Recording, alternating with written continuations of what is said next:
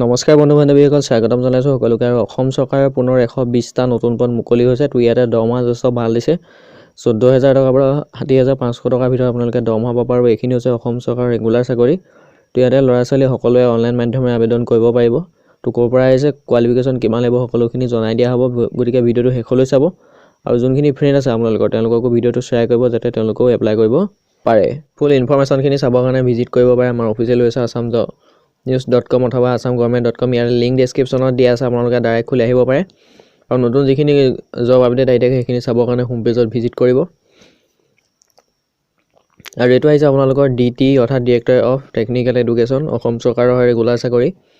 ইয়াতে নতুনকৈ যি 5খন পলিটেকনিক স্থাপন তথা বনাইছে, তাতে আপোনালোকৰ এই পষ্টখিনি ওলাইছে। আৰু ডিষ্ট্ৰিক্ট কেইখন হৈছে আপোনালোকৰ তিনিচুকীয়া, মৰিগাঁও, চিৰাং, ওদালগুৰি, হাইলাকান্দি। তো ইয়াতে 120টা পদ খালী হৈছে। আৰু এইখিনি আপোনালোকে আবেদন কৰিবৰ কাৰণে অনলাইন মাধ্যমেৰে আবেদন কৰিব লাগিব। তো পদখিনি এনেকুৱা ধৰণৰ লেকচাৰৰ আছে, টেকনিকেল 80টা পদ আছে।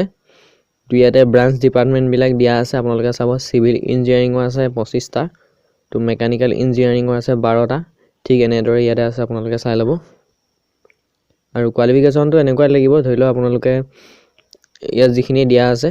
তো মেকানিকেল ইঞ্জিনিয়াৰিঙৰ যি 12টা পদ আছে, ইয়াত আবেদন কৰিবৰ কাৰণে মেকানিকেল ইঞ্জিনিয়াৰিঙৰ ডিগ্ৰী লাগিব, অৰ্থাৎ মেকানিকেল ইঞ্জিনিয়াৰিং পঢ়া হ'ব লাগিব। চিভিলত এপ্লাই কৰিবৰ কাৰণে চিভিল ইঞ্জিনিয়াৰিঙৰ আপোনালোকৰ চাৰ্টিফিকেট লাগিব। ঠিক তেনেদৰে আপোনালোকৰ লেকচাৰৰ নন টেকনিকেল আছে 25টা পদ। ইয়াত দিয়া আছে ফিজিক্স, কেমেষ্ট্ৰিটো এইবিলাকত আপোনালোকৰ লাগিব ডিগ্ৰী। আৰু ইয়াতে দিয়া আছে ছিনিয়ৰ ইনষ্ট্ৰাক্টৰ 15টা পদ আছে। তো ইয়াতো civil engineering, mechanical engineering, electrical, computer science engineering. তো ইয়াতে যিখিনি আছে আপোনালোকৰ তাতে আবেদন কৰিব পাৰে। এগ্ৰিকালচাৰ ইঞ্জিনিয়াৰিঙৰো পষ্ট আছে। তো যোনখিনি কেণ্ডিডেটে পঢ়িছে তেওঁলোকে ইয়াতে আবেদন কৰিব পাৰে। আৰু দৰমহা দিয়া আছে 14,000 টকাৰ পৰা 60,500 টকা। গ্ৰেড পে দিয়া আছে 8,700 টকা। বয়স দিছে 21ৰ পৰা 38 বছৰৰ ভিতৰত হ'ব লাগিব। SC/SC কাৰণে 5 বছৰ, OBC MOBC কাৰণে 3 বছৰ ৰেহাই দিছে। হাউ টু এপ্লাই অনলাইন মাধ্যমেৰে আপোনালোকে কৰিব লাগিব। সকলোবিলাক ইয়াতে পাৰ্মানেণ্ট যিটো ৰেচিডেণ্ট অফ আছাম, PRC নাইবা ভোটাৰ কাৰ্ড, এইবিলাক আপলোড কৰিব পাৰে। আৰু ইয়াতে দিছে ইম্পৰ্টেণ্ট ডেট চাব। 29 ফেব্ৰুৱাৰীৰ পৰা অনলাইন আবেদন আৰম্ভ হ'ব। লাষ্ট ডেট হৈছে 20 মাৰ্চ। এডভাৰটাইজমেণ্টৰ ডিটেইলছটো ইয়াতে আপোনালোকে চাব পাৰে। পঢ়ি পিনি এপ্লাই কৰা লিংক 29 তাৰিখে এক্টিভেট হৈ যাব। গতিকে আপোনালোকে হোম পেজত ভিজিট কৰিব, আৰু এপ্লাই লিংক এক্টিভেট হ'লে আপোনালোকক জনাই দিয়া হ'ব।